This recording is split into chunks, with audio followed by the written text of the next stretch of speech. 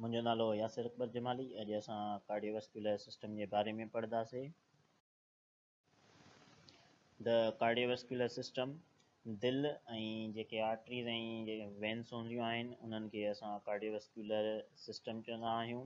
ऐं दिलि जो जेको कमु हूंदो आहे उहो असांजे जिस्म खे जेको आहे रत पहुचाइणु हूंदो आहे। ऐं उन खां जेको आहे पोइ जेके क्लोज़्ड जेको आहे सिस्टम असां इनखे इन जे करे चवंदा आहियूं त छाकाणि असांजो जेको रत आहे उहो वहकिरो कंदो आहे आर्टरीज़ में ऐं वेन्स में।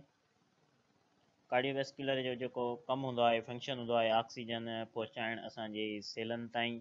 उन खां अलावा जेको आहे खाधो पीतो पहुचाइणु असांजे सेलनि ताईं ऐं कार्बन डाइऑक्साइड खे ऐं ॿियो जेको आहे वेस्ट मटीरियल्स खे एक्सक्रीट आउट कराइणु असांजे जिस्म मां।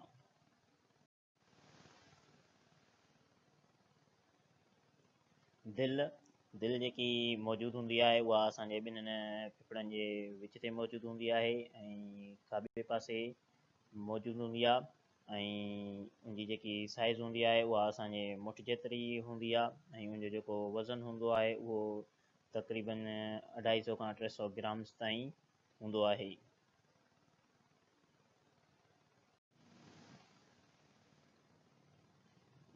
हिन हार्ट दिलि जीअं हिन तस्वीर में तव्हां दिलि जी लोकेशन बि क्लियरली ॾिसी सघो था त उहा जेको आहे सेंटर ते ऐं उन सां गॾोगॾु जेको आहे खाॿे पासे मौजूदु आहे। ऐं उनखां पोइ जेको आहे हीअ जेको आहे अपेक्स जंहिंखे चवंदा आहियूं अपेक्स ऑफ दी हार्ट आहे। ऐं हीअ जेकी आहे आरोटा जेका वॾे मां वॾी आर्टरी हूंदी आहे जंहिंमां जेको आहे रत असांजे जिस्म ॾे वेंदो आहे। ऐं हीअ जेको आहे तव्हांजी सुपीरियर वेना कयो आहे। पूरे जिस्म मां रत जेको बेक कंदो आहे दिलि ॾांहुं उहो हिन जे ज़रिए कंदो आहे। ऐं हीअ जेको स्ट्रक्चर तव्हां ॾिसो था पिया इहो तव्हांजो डायाफ्राम अथव। इन डायाफ्राम जे मथां जेको आहे लोकेशन आहे दिलि जी। ऐं हीअ जेको आहे पेराइटल जेको आहे पेरिकार्डियम आहे ऐं पल्मोनरी ट्रंक ऐं उन खां अलावा ॿियो जेको आहे पेराइटल प्लूरा ही तो मौजूदु।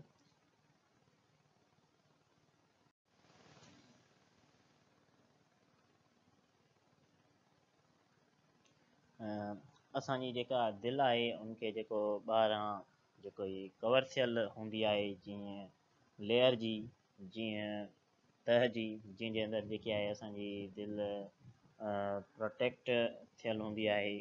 उन लेयर खे उन जेको आहे असां तह खे पेरिकार्डियम चवंदा आहियूं। ऐं इहो पेरिकार्डियम जेको आहे डबल सिरोस जेको आहे मेम्ब्रेन हूंदी आहे। ऐं जॾहिं इन जेको आहे सिरोस जेको आहे फिल्स यानी कि भरियल हूंदो आहे इन्हनि जेको आहे ॿिन्हिनि लेयर्स जे विच ते।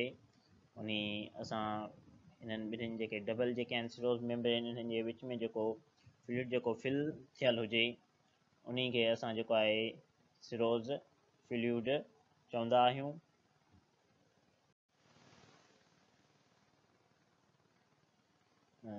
हार्ट वाल, दिलि जेकी आहे उहा ढकियल हूंदी आहे 3 लेयर्स यानी कि 3 तहनि में असांजी जेकी दिलि आहे उहा ढकियल हूंदी आहे।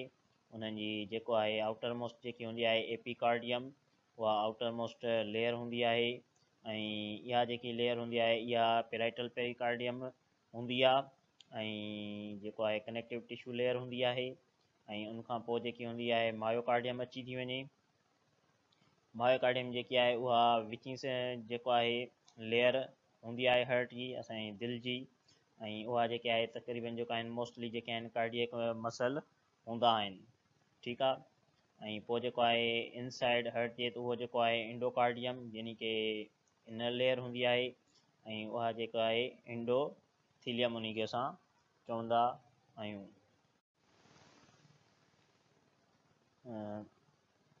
दिलि जेको आहे ढकियल हूंदी आहे जीअं त तव्हांखे मां पहिरियां ई ॿुधायो त उन जूं जेके आहिनि डिफरेंट लेयर्स हूंदियूं आहिनि। हाणे अचो त उनखे जेको आहे असां फिगर जे ज़रिए ऐं तस्वीर जे ज़रिए सम्झूं। उनजे लाइ असां जेको आहे दिलि जे जेको आहे नंढड़े उन हिसे खे टुकड़े खे खयों आहे या खणी जंहिंखे तव्हां टिशू चओ उन जेको आहे पार्ट हिसे खे असां खयो आहे त जीअं तव्हांखे सम्झाए सघूं त तव्हां ईज़ीली सम्झो।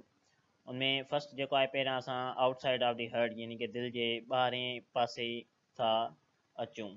उनजो जेको आहे स्ट्रक्चर छा आहे, उनमें जेको आहे फस्ट तव्हां हीअ ॾिसो था फाइब्रस जेको आहे पेरिकार्डियम अथव ही, ऐं उन खां पोइ जेको आहे सिरोस जेको आहे पेरिकार्डियम अची थी वञे, उहा जेकी लेयर स्टार्ट थी वई पेराइटल जेको आहे लेयर, इन जो नालो जेको आहे हिन जो जेको आहे हिन खे छा ॾिनो वियो पेराइटल लेयर थो हिन खे चयो वञे, ठीकु आहे। ऐं उनखां पोइ वरी जेको आहे इन जे जेको आहे हिन विच वारे स्पेस खे असां चवंदा आहियूं पेरिकार्डियल स्पेस, हिन विच वारे हिसे खे पेरिकार्डियल स्पेस चयो थो वञे। ऐं उनखां पोइ वरी जेको अचे थो उहो जेको आहे फैटी जेको आहे कनेक्टिव टिशू थो अची वञे, फैटी कनेक्टिव टिशू जेको आहे उहो अची थो वञे। ऐं उनखां पोइ जेको आहे मायोकार्डियम अची थो वञे।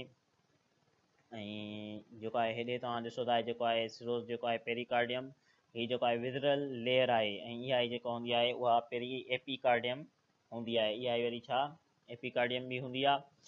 ऐं इहा जेको आहे हिते लफ़्ज़ लिखियलु अथसि विज़रल लिखियलु अथसि, ठीकु आहे। हिकिड़ी जेको आहे पोइते जीअं असां पढ़ी आया हुआसीं सिरोस जे बारे में, जेकी पेरिकार्डियम हुई ॿ हुयूं, हिकिड़ी पेराइटल ऐं ॿी विज़रल। पेराइटल तव्हांजी हीअ अथव लेयर, ऐं हीअ जेके आहिनि ॿी विज़रल लेयर अथव, ऐं हिन जो जेको आहे हिन विच जेको आहे पेरिकार्डियल जेको आहे स्पेस जंहिंखे असां खणी चवंदा आहियूं इन्हनि जेको आहे लेयर्स जे हिन जॻह खे जिथे जेको आहे सिरोस जेको आहे फ्लूइड फिल थियल हूंदो आहे। पोइ छा अची वञूं जेको इनसाइड जेको हूंदो आहे उहा जेकी लेयर हूंदी आहे उहो हूंदी अथव इंडोकार्डियम जी जेकी आहे उहा लेयर हूंदी अथव इनसाइड ऑफ दी हर्ट। उहो जेको आहे जीअं जेको आहे आर्ट्रियम थी वियो या जेको आहे वेंट्रिकल थी वियो या आर्ट्रिया थी विया, ठीकु आहे।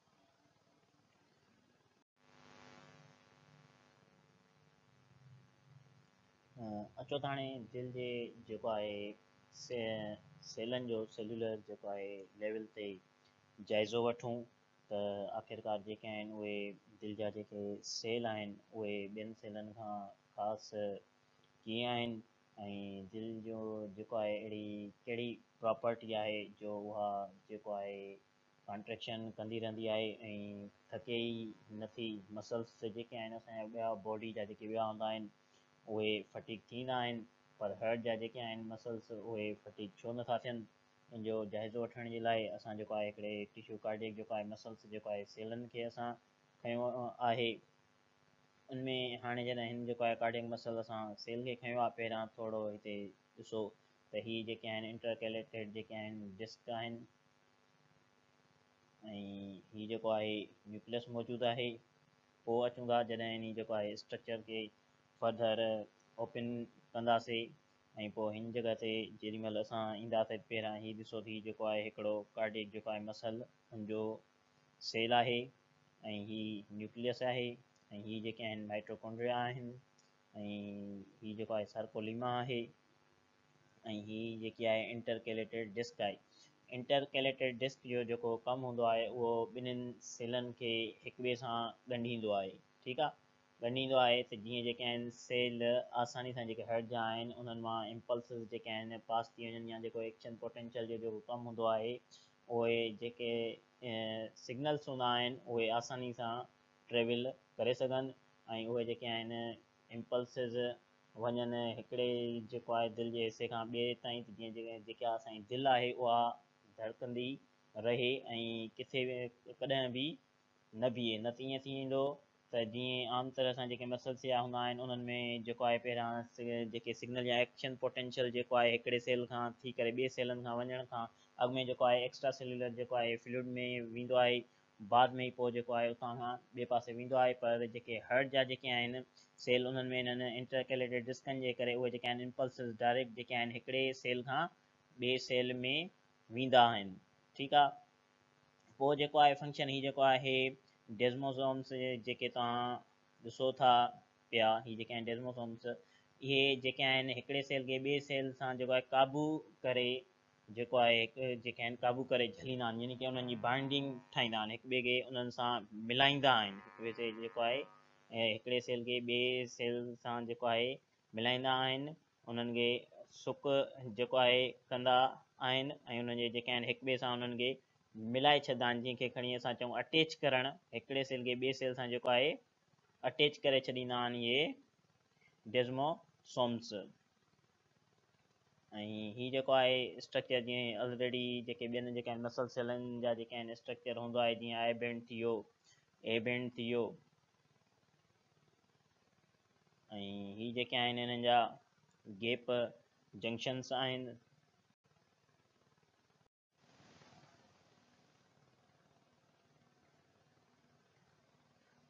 एक्सटर्नल हर्ट अनाटॉमी, दिल्ली जेको आहे ॿाहिरीं अनाटॉमी, उनमें जेको आहे हीअ राइट आर्ट्रियम आहे ऐं राइट वेंट्रिकल आहे ऐं लेफ्ट जेको आहे वेंट्रिकल ही आहे ऐं लेफ्ट आर्ट्रियम ही आहे।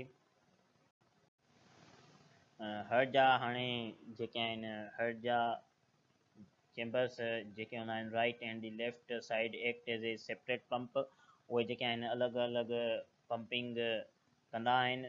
जेको आहे 4 चैम्बर्स हूंदा आहिनि, उन्हनि में जेके आहिनि आर्ट्रिया, उन्हनि जो कमु हूंदो आहे रिसीविंग, जेको आहे चैम्बर्स उन्हनि जो यानी कि कमु रिसीव करणु हूंदो आहे। जेकी बि ब्लड जेको आहे पल्मोनरी जेको आहे सर्कुलेशन जेका ईंदी आहे, यानी कि ऑक्सीजनेटेड जेको ब्लड ईंदो आहे, उहो जेको आहे लेफ्ट आर्ट्रियम में ईंदो आहे ऐं उनखां पोइ वरी जेको आहे डीऑक्सीजनेटेड जेको ब्लड हूंदो आहे उहो वरी राइट आर्ट्रियम में ईंदो आहे।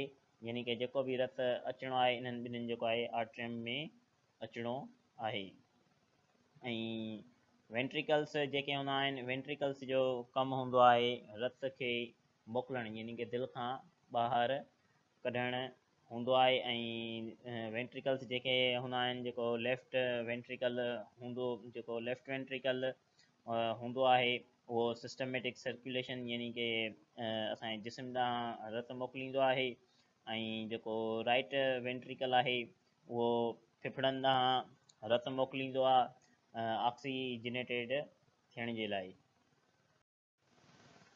हीअ आहे ब्लड सर्कुलेशन, उनमें जेको आहे कंप्लीट जेकी आहे इहे फिगर आहे तव्हांजे साम्हूं, जीअं तव्हां आसानी सां सम्झी सघो।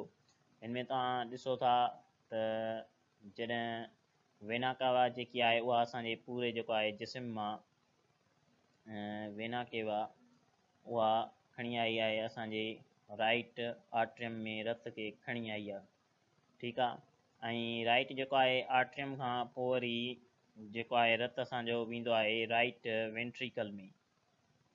राइट वेंट्रिकल खां पोइ जेको आहे वेंदो आहे पल्मोनरी आर्टरीज़ जे ज़रिए, पल्मोनरी आर्टरीज़ जे ज़रिए ऑक्सीजन जेको आहे ऑक्सीजन खे खणण जे लाइ ऐं कार्बन डाइऑक्साइड खे ॿाहिरि खणण जेको आहे मोकिलण जे लाइ वेंदो आहे असांजे लंग्स ॾांहुं। ऐं उते पोइ जॾहिं गैसिस एक्सचेंज जो जेको प्रोसीजर आहे उहो थींदो आहे त उनखां पोइ जेको आहे बैक वारी जेके आहिनि पल्मोनरी जेको आहे वेन जे ज़रिए ऑक्सीजनेटेड जेको ब्लड आहे उहो ईंदो आहे, ऑक्सीजनेटेड जेको असांजो ब्लड आहे उहो लेफ्ट आर्ट्रियम में ईंदो आहे। लेफ्ट आर्ट्रियम में अचण खां पोइ रत जेको आहे लेफ्ट वेंट्रिकल में वेंदो आहे ऐं लेफ्ट जेको आहे वेंट्रिकल पोइ वरी जेको आहे उनखे वापसि जेको आहे जिस्म सॼे जिस्म ॾांहुं मोकिले छॾींदो आहे ऐं इन खे जेको आहे असां ब्लड सर्कुलेशन चवंदा आहियूं।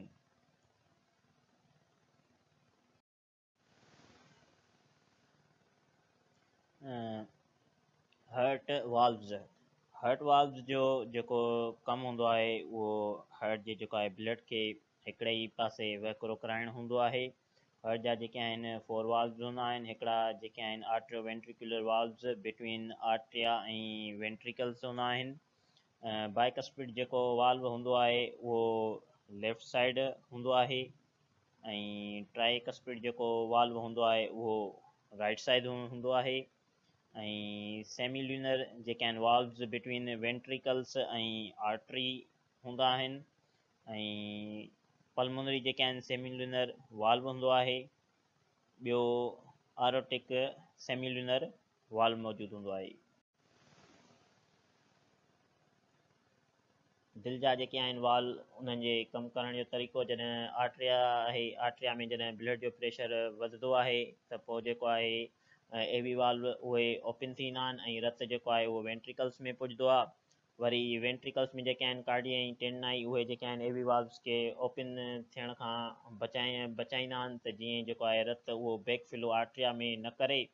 वेंट्रिकल्स जो जेको रतु आहे उहो प्रेशर डेवलप कंदो आहे सेमिल्यूनर वाल्व्स ते ऐं उहे जेके आहिनि ओपन थींदा आहिनि ऐं उन जे करे जेको आहे राइट साइड जो जेको ब्लड आहे उहो वेंदो आहे लंग्स ॾांहुं ऐं लेफ्ट साइड जो जेको ब्लड आहे उहो सिस्टमेटिक सर्कुलेशन ॾांहुं वेंदो आहे। हर जेके आहे एसोशिएटेड ग्रेट वेज़ल्स हूंदियूं आहिनि, जेकी आरोटा हूंदी आहे उहा लीव्स लेफ्ट वेंट्रिकल यानी कि लेफ्ट वेंट्रिकल मां निकिरंदी आहे ऐं पल्मोनरी जेके आर्टरीज़ हूंदियूं आहिनि उहे राइट वेंट्रिकल मां निकिरंदियूं आहिनि ऐं वेना केवा जेकी आहे उहा दाख़िल जेको आहे रत खे कंदी आहे राइट आर्ट्रियम में दाख़िल कंदी आहे ऐं पल्मोनरी जेके आहिनि वेन्स उहे जेके आहिनि इंटर कराईंदियूं आहिनि रत खे लेफ्ट आर्ट्रियम में। कोरोनरी सर्कुलेशन, कोरोनरी जेको आहे सर्कुलेशन हिकु अहिड़ी सर्कुलेशन आहे जंहिंमें हार्ट जा जेके पंहिंजा सेल्स हूंदा आहिनि, जेके पंहिंजे मसल्स या जेके सेल हूंदा आहिनि उन्हनि खे रतु मिलंदो आहे इन कोरोनरी सर्कुलेशन जे ज़रिए। उनमें जेको आहे कोरोनरी आर्टरीज़ हूंदियूं आहिनि, कार्डियक वेन्स ऐं रतु जेको आहे वापसि उहो साइनस जे जेको आहे कोरोनरी साइनस जे ज़रिए जेको आहे वेंदो आहे राइट आर्ट्रियम में। दिलि जो जेको आहे हिकिड़ो पंहिंजो ई सर्कुलेटरी निज़ाम हूंदो आहे पंहिंजे ई सेलनि जे लाइ। जेके रतु हुननि जे जेके चेंबर्स में या जेके आहिनि आर्ट्रियम में मौजूदु हूंदो आहे उहो जेके आहिनि मायोकार्डियम जेके उन्हनि जा सेल्स हूंदा आहिनि उन्हनि खे उहो न्यूरिश उते ई न कंदो। उन जे लाइ जेके हूंदियूं आहिनि कोरोनरी आर्टरीज़ हूंदियूं आहिनि जेके हार्ट जेकी आहे उनखे पंहिंजे अंदरि सेलन्स खे उहो वरी रतु पुॼाईंदो आहे इन्हनि आर्टरीज़ जे ज़रिए।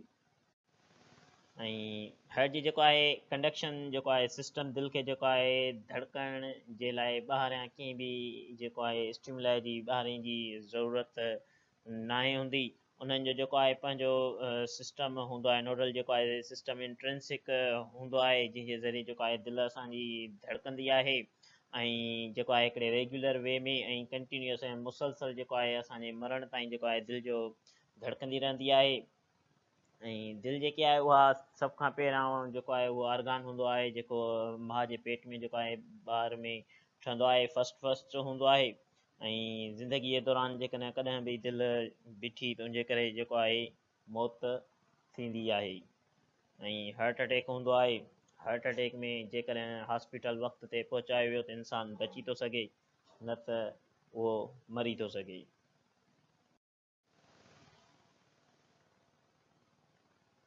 द हार्ट कंडक्शन सिस्टम, दिलि जो जेको आहे धड़काइण जे लाइ उन्हनि जा जेके आहिनि के बि जीअं तव्हां पहिरियां ॿुधायमि त ॿाहिरि सिस्टम जी या जेको आहे कंहिं बि इम्पल्स जी ज़रूरत न हूंदी। दिलि जो जेको आहे पंहिंजो सिस्टम हूंदो आहे ऐं उन सिस्टम में जेके आहिनि एसे नोड या जिन्हनि खे जेको आहे साइनो आर्टीरियल नोड असां चवंदा आहियूं उहे अची था वञनि।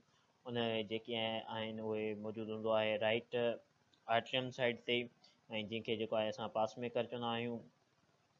पोइ जेको आहे एवी नोड आर्ट्रियोवेंट्रिकुलर नोड उहो वरी मौजूदु हूंदो आहे राइट एंड लेफ्ट जेको आहे आर्ट्रिया ऐं वेंट्रिकल्स जे विच ते। ऐं पोइ जेको आहे अची थो वञे आर्ट्रियोवेंट्रिकुलर जेके आहिनि बंडल ऑफ हिस्स आहिनि उन्हनि में कनेक्शन सिस्टम में बंडल्स जेके आहिनि ब्रांचिस राइट एंड लेफ्ट अची थी वञनि ऐं पुरकुंजी फाइबर्स। हाणे हिन में जेको आहे हार्ट जेकी आहे कॉन्ट्रेक्ट कीअं थी करे उहे जेके आहिनि इम्पल्सिस जेके आहिनि कॉन्ट्रेक्शन पहिरियां किथे था पुॼनि सीरीज़ वाइज़ जेको आहे ॾिसूं था। उनमें जेको आहे पहिरियां जेको आहे साइनो आर्ट्रियल जेको आहे नोड जेको आहे पास में करे तव्हां जेके आहिनि इलेक्ट्रिकल इम्पल्स जेके जनरेट थींदा उहे जेके आहिनि राइट ऐं जेको आहे लेफ्ट आर्ट्रिया खे जेको आहे कॉन्ट्रेक्ट कराईंदा। राइट ऐं लेफ्ट जेके आर्ट्रिया आहिनि उन्हनि खे जेको आहे कॉन्ट्रेक्ट कराईंदा। उन्हनि खां पोइ जेके आहिनि इहे इम्पल्सिस पुॼंदा जेके आहिनि एवी नोडल आर्ट्रियोवेंट्रिकुलर नोड वटि। उहे जेके आहिनि थींदा एवी जेके आहिनि bundle of his Insan bundle of his खां पोइ जेके आहिनि आर्ट्रियोवेंट्रिकुलर जेके आहिनि सिम्पटम्स इसां खां थींदा पुरकुनि जी फाइबर्स हिन पासे ऐं पुरकुनि जी फाइबर्स हिन पासे इन्हनि जेके आहिनि बोथ चेंबर्स जेके वेंट्रिकल्स आहिनि उन्हनि जी कॉन्ट्रेक्शंस कराईंदा।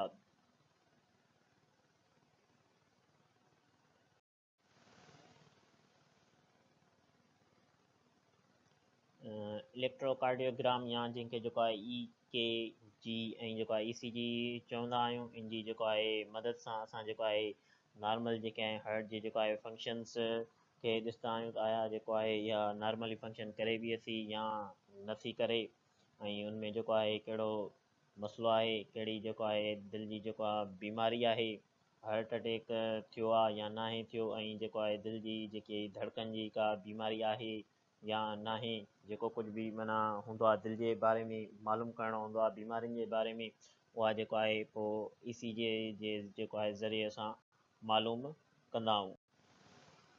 ECG में जेके आहिनि जेॾीमहिल तव्हां ECG जेकी पटी खणी ॾिसंदव उन्हनि में जेके आहिनि P वेव तव्हांखे नज़र ईंदी, ऐं पोइ जेके आहे QRS तव्हांखे नज़र ईंदी, ऐं ॿियो जेको आहे T वेव जेके आहिनि तव्हांखे इहे नज़र ईंदियूं।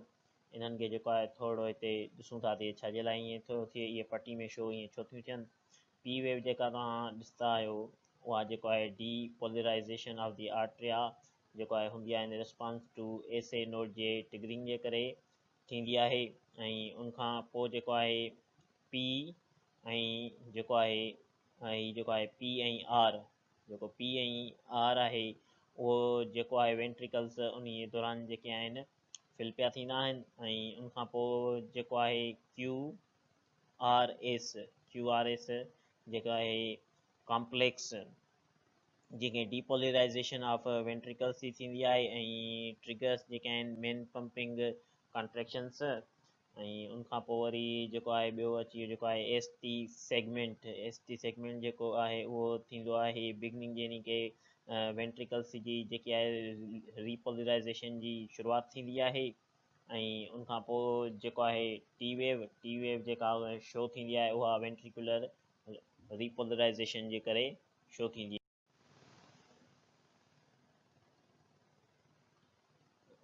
ही जेके आहिनि कुझु ECGs आहिनि, उन्हनि में जेके आहे पहिरियां जेकी ECG आहे उहा नॉर्मल आहे, नॉर्मल माण्हुनि जी आहे, ऐं उन खां पोइ बि जेकी आहे ब्रेडीकार्डिया जी ECG आहे। ब्रेडीकार्डिया यानी की दिलि जो घटि धड़कण, ऐं टी जेकी ECG आहे उहा टेकीकार्डिया आहे, ऐं टेकीकार्डिया मीन्स दिलि जो घणो धड़कण नॉर्मल वैल्यू खां जेको आहे मथे थी वञे, हार्ट बीटिंग यानी की 100 खां अबो थी वञनि त पोइ उन्हनि खे जेको आहे असां टेकीकार्डिया चवंदा आहियूं, ऐं जेकॾहिं नॉर्मल खां जेकॾहिं हेठि अची वञे त उन खे जेको आहे असां ब्रेडीकार्डिया चवंदा आहियूं।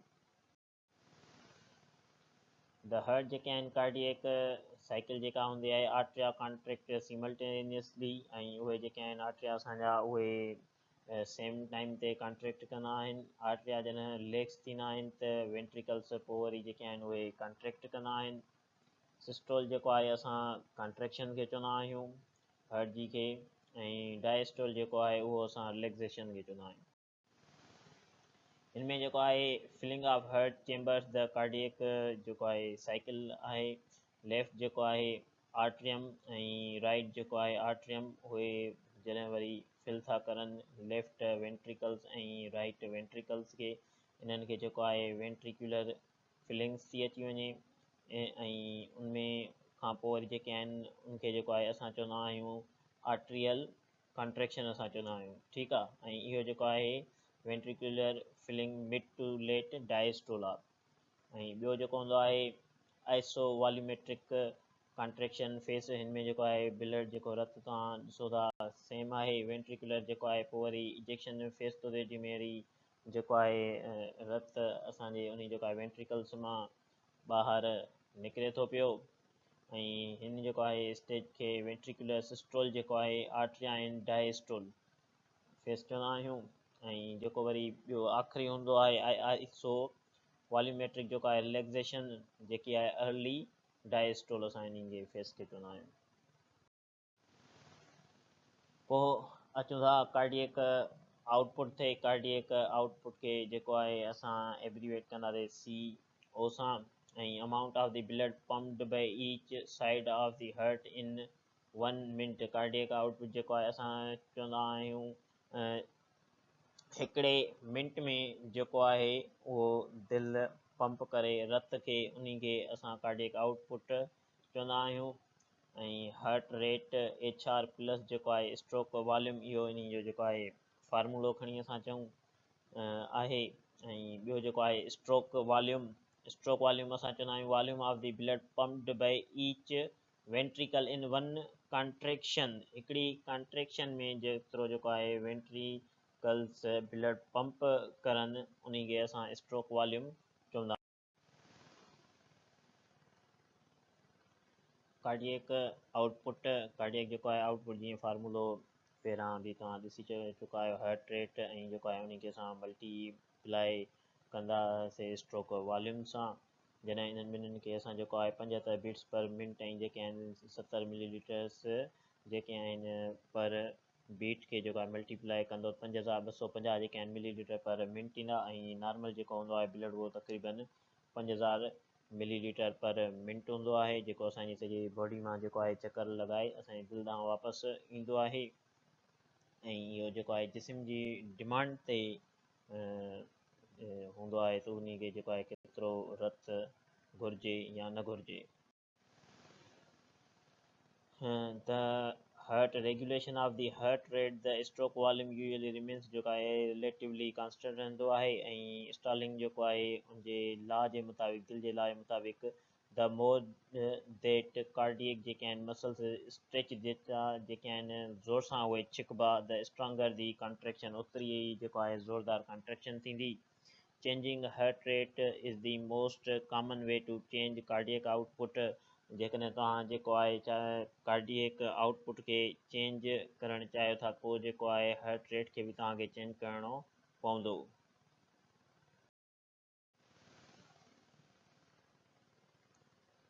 टाइमिंग जेकी हूंदी आहे कार्डियक साइकिल जी, उहा जेको आहे इन रेस्टिंग पीपल में आर्टीरियल जेको आहे सिस्टोल उहो तक़रीबन 0.1 सेकेंड जो थींदो आहे।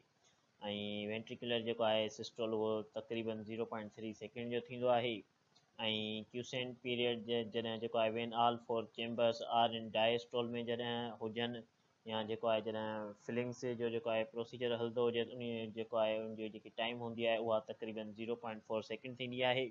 ऐं टोटल जेको ड्यूरेशन हूंदो आहे उहो कार्डियक साइकिल जो उहो यानी कि थियो 0.8 सेकेंड जी जेको आहे हिकिड़ी साइकिल थी। ऐं पर मिंट में जेके आहिनि उहे जेके आहिनि 75 जेके आहिनि बीट्स पर मिंट थियूं। ब्लड जेके वेज़ल्स आहिनि, द वस्कुलर जेको सिस्टम हूंदो आहे असांजे जिस्म में, यानी कि taking blood to the tissue and the back, जेको रत असांजो वेंदो आहे हार्ट खां ऐं वापसि थींदो आहे, उहो जेको आहे हिननि आर्टरीज़ जे ज़रिए थींदो आहे। आर्टरीज़ उन्हनि में थियूं, आर्टरीज़ मां जेके आहिनि वरी आर्टीरियल्स थींदियूं आहिनि, आर्टीरियल्स मां जेके आहिनि उहे वरी कैपिलरीज़, जिथे वरी एक्सचेंजिस थियण खां पोइ वरी जेको आहे ब्लड वापसि वरी वेन्यूल्स जेके आहिनि नंढियूं वेन्स, ऐं उनखां पोइ जेको आहे वेन।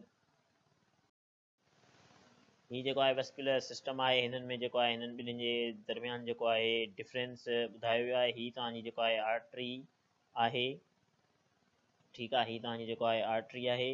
ऐं हीअ जेको आहे तव्हांजी वेन मौजूदु आहे। हिन में तव्हां ॾिसो था पिया हीअ जेके आहिनि वाल्व तव्हांजी वेन में मौजूदु आहिनि। हीअ जेके वाल्व आहिनि जेके रत खे जेको आहे हिकिड़े ई डायरेक्शन में मथे डायरेक्शन में जीअं खणी वेंदा आहिनि, वाल्व वरी जेके आहिनि पोइ बंदि थींदा आहिनि, वरी रत मथे वेंदो आहे, वरी इहे वाल्व जेके आहिनि बंदि थींदा आहिनि। ऐं अहिड़ी तरह सां जेके आहिनि वेन्स असांजी जेको आहे हार्ट खे असांजे पेरनि खां रत पुॼाईंदियूं आहिनि जिस्म जे जेको आहे हेठिए हिसे खां। ऐं जेको आहे हिन में तव्हां हीअ ॾिसो था पिया हिननि जो जेको आहे ल्यूमिन जेको आहे अंदरियों जेको हिसो आहे उहो जेको आहे वॾो आहे एज़ कंपेयर टू आर्टरीज़ जे। हीअ जेके आर्टरीज़ जो जेको अंदरियों जेको हिसो विच वारो जेकी नाली आहे, इहा नाली जेकी तव्हां ॾिसो था पिया इहा नंढड़ी आहे, ठीकु आहे, जंहिंजे करे हिननि जे अंदरि जेको आहे प्रेशर घणो हूंदो आहे। ऐं हिननि जे अंदरि जेके आहिनि तव्हां वेन जेकी आहे ॾिसो था पिया, इन वेन जे अंदरि जेको इंटरनल जे जेकी नाली आहे हिन जी वॾी हूंदी आहे।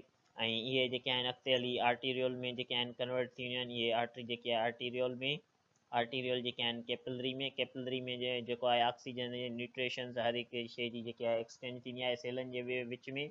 ऐं उतां खां पोइ जेके आहिनि वेन्यूल जेके आहिनि नंढियूं वेन्स उहे पोइ वरी थींदियूं ऐं ईंदियूं आहिनि रत खे शामिलु कंदियूं आहिनि अची वॾी वेन में। ऐं हीअ जेका आहे तव्हांजी कैपिलरी जो वरी स्ट्रक्चर आहे। हीअ तव्हांजी कैपिलरी में तव्हां ॾिसो था हीअ जेको आहे इंडो जेको आहे थीलियम आहे ऐं हीअ जेको आहे हिकिड़ो जेको आहे लूज़ कनेक्टिव टिश्यू। जेके ब्लड वेज़ल्स आहिनि अनाटॉमी जेकी उन्हनि जी आहे 3 लेयर्स यानी कि टोनिक्स थींदी आहिनि। हिकिड़ी हूंदी अथनि इंडोथीलियम, ॿी अथनि स्मूथ मसल हूंदा अथनि controlled by sympathetic nervous system जे ज़रिए, ऐं मोस्टली जेके आहिनि फाइब्रस कनेक्टिव टिश्यू हूंदा आहिनि।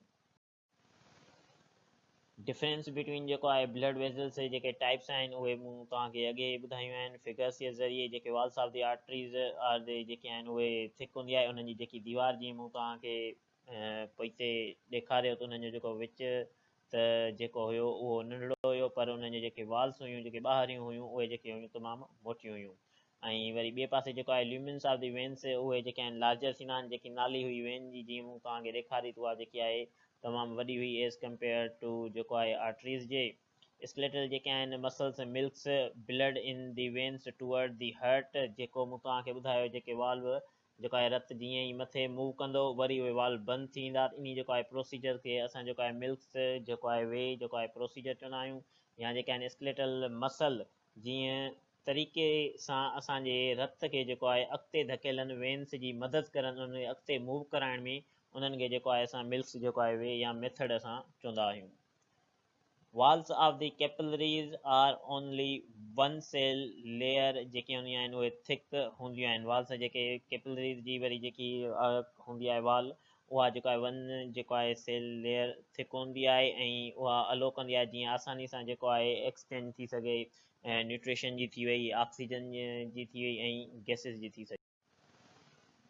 हाणे हीअ आहे जेका मूवमेंट ऑफ द ब्लड जेको आहे थ्रू दी वेज़ल्स जे ज़रिए जेको मूं तव्हांखे ॾेखारी रही जेके आहिनि वेन आहे। वेन में जेको आहे हीअ ब्लड तव्हांजो जेको आहे हीअ जेके मसल्स हेल्प पिया था कराइनि वेज़ल्स ही जेके आहिनि हिन वाल खे रत मथे थो वञे वरी जेको आहे हिन में बंदि था करनि ऐं रत जेको आहे पोइ असांजे हर्ट ॾांहुं वेंदो त हिन खे जेको आहे milking action of the muscles असां चवंदा आहियूं। हिननि खे मिल्किंग एक्शन आहे muscles to help to move blood, इहे यानी कि रत जी उनखे मूव कराइण में हेल्प कंदा आहिनि। कीअं उहे जेके वेन्स आहिनि उन्हनि खे जेको आहे ब्लड खे मथे पासे पुशअप कराइण में हेल्प कंदा आहिनि।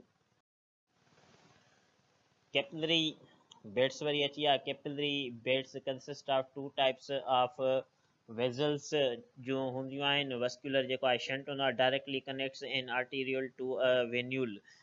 वस्कुलर जेको आहे शंट उहो जेके आहिनि वस्कुलर जेके आहे स्फिंक्टर्स ओपन। स्फिंक्टर्स जेके टर्मिनल आर्टीरियल आहिनि स्फिंक्टर जेके हूंदा आहिनि जीअं असां खणी हुननि जूं जेके आहिनि ओपनिंग्स हूंदियूं आहिनि जिन्हनि मां जेके आहिनि गैसिस जी ऑक्सीजन जी जेकी आहे उन्हनि मां जेको आहे हिननि स्फिंक्टर मां जेके आहे प्री कैपिलरी स्फिंक्टर्स ही ॾिसो था प्री कैपिलरी स्फिंक्टर्स इहे जेके आहिनि इंट्रेंस या जेको आहे गेट खणी जंहिंखे तव्हां चऊं हूंदो आहे जिन्हनि मां जेको आहे गैसिस जी एक्सचेंज जेको आहे थींदी आहे सेलनि जे पासे। ऐं हीअ जेका आहिनि वस्कुलर जेके आहिनि शंट आहिनि हीअ जेके आहिनि वस्कुलर शंट आहिनि जेके जे आर्ट्रियोल्स ऐं वेन्यूल्स खे पाण में मिलाईंदियूं आहिनि। ठीकु आहे, हीअ त शंट चइबो आहे छो छाकाणि हिननि में वरी पोइ पाण में मिक्सड ब्लड थींदो आहे ऑक्सीजनेटेड बि ऐं डी ऑक्सीजनेटेड बि हिते वरी पाण में पोइ गॾिजी वेंदा आहिनि। उन जे करे जेके माना थोरी क्वांटिटी जेकी हुननि जी हूंदी आहे। ऐं हीअ जेको आहे पोस्ट कैपिलरी वेन्यूल जेके थियूं इन्हनि खां पोइ जेके गैसिस आहिनि सेलनि खां पोइ थियण खां पोइ वरी वेन्यूल में वञी करे वेन्स मां ॿाहिरि निकिरंदियूं। ऐं हिन में वरी तव्हां जीअं ॾिसो था पिया त हिन में जेके आहिनि तव्हांजा स्फिंक्टर्स जेके आहिनि उहे ओपन लॻा पिया आहिनि।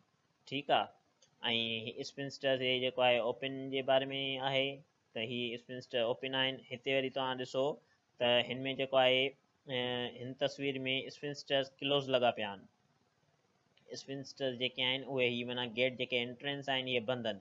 हाणे जॾहिं इहा एंट्रेंस जॾहिं बंदि लॻी पई आहे त हिननि कैपिलरीज़ में जेको आहे अॻिते जेको आहे ब्लड वञे ई नथो यानी कि एक्सचेंज उहा थिए ई नथी। हीअ जेके आहिनि उन पोर्शन्स ॾांहुं वञे ई नथो, रत जेको आहे हिन पासे वञे ई नथो। जीअं हीअ पासो तव्हां ॾिसो त ॻाढ़ो ऐं नीरो रंग ॾिसण में अचे थो यानी कि ब्लड वियो आहे। हिननि जेको आहे स्फिंक्टर्स जेको आहे ब्लड खे मोकिलियो आहे, हिन जे जेके गेट या दरवाज़ा उहे खुलियल आहे ऐं रतु हिननि मां वियो हो। पर हिते तव्हां ॾिसो था जेके दरवाज़ा आहिनि उहे बंदि लॻा पिया आहिनि ऐं रतु जेको आहे हिन पासे नाहे वियो।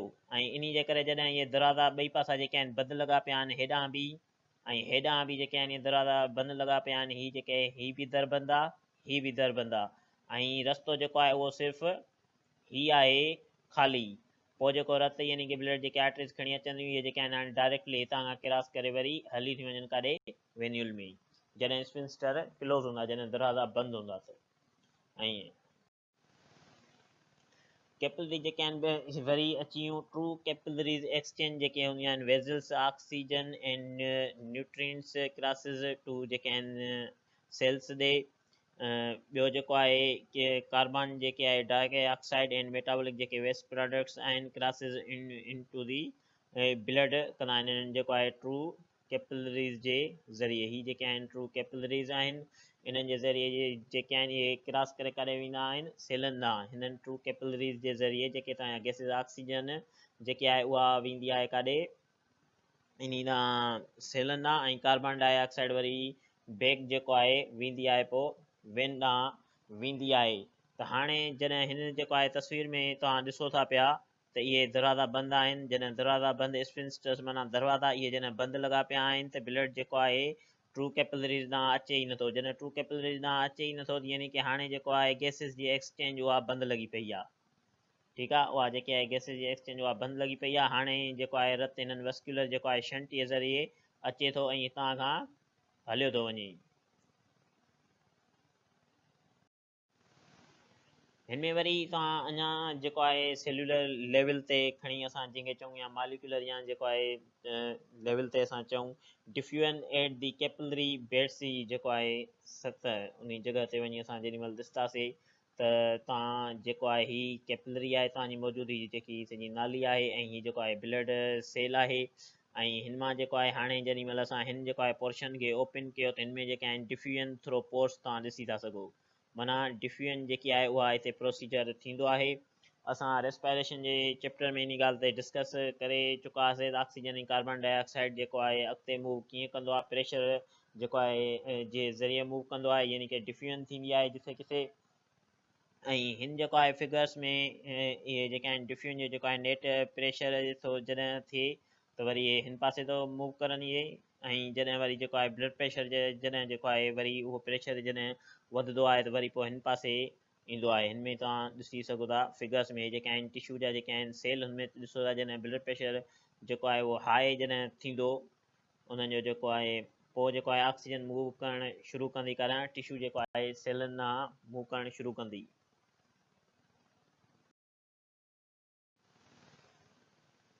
वाइटल जेके आहिनि science arterial pulse blood pressure respiratory rate body temperature all indicate the efficiency of the system. Pulse आहिनि जेके pulse pressure wave of the blood, जीअं जेको आहे तव्हां पंहिंजे हथनि जी जेको आहे अंगूठे जे बिल्कुलु ई हेठां खां थोरो जेके आहिनि तव्हांजूं जेके आहिनि इहे पल्स मौजूदु आहिनि जिन्हनि में जेको आहे तव्हांजी जेको आहे रेडियल आर्टरी आहे जेका धड़कंदी रहंदी आहे। अक्सर के तव्हां डॉक्टरनि ते वेंदो त हू जेको आहे डायरेक्ट वञी तव्हांजे इन जेको आहे पल्स ते जेको आहे हथु वञी रखंदा। ठीकु आहे, इहे जेके आहिनि इहे प्रेशर जे करे जेके आहिनि वेव लाइक इन्हनि जी मूवमेंट थींदी आहे। Monitored at pressure points where pulse is easily पल्पेटेड।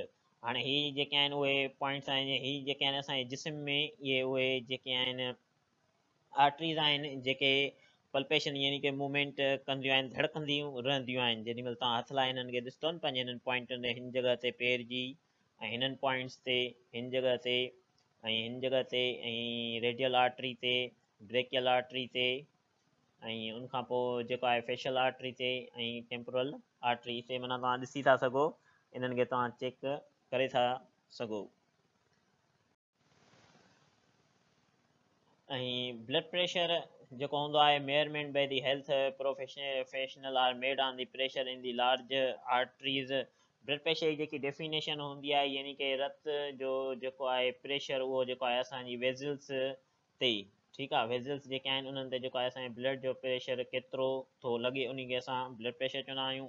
Systolic जेको हूंदो आहे pressure at the peak of ventricular contraction खे असां चवंदा आहियूं वेंट्रिकुलर कॉन्ट्रेक्शन उन खे जेको आहे सिस्टोलिक हिकिड़ो थींदो आहे ऐं डायस्टोलिक असां चवंदा आहियूं प्रेशर वेन वेंट्रिकल्स लेग्स ऐं डायस्टोलिक प्रेशर कहिड़ो हूंदो आहे जॾहिं वेंट्रिकल्स लेग्स हुजनि pressure in blood vessels decrease as the distance away from the heart increases pressure जेको आहे ब्लड जो वेसल्स में डिक्रीज़ थींदो माना घटिबो रत जो प्रेशर वेसल्स में घटिबो विबो जीअं जीअं जेको आहे रत दिलि खां परे वेंदो मीन्स जेको आहे प्रेशर जेकॾहिं टंगुनि वारे पासे जेकॾहिं रत वेंदो त उन जेको आहे ब्लड जो प्रेशर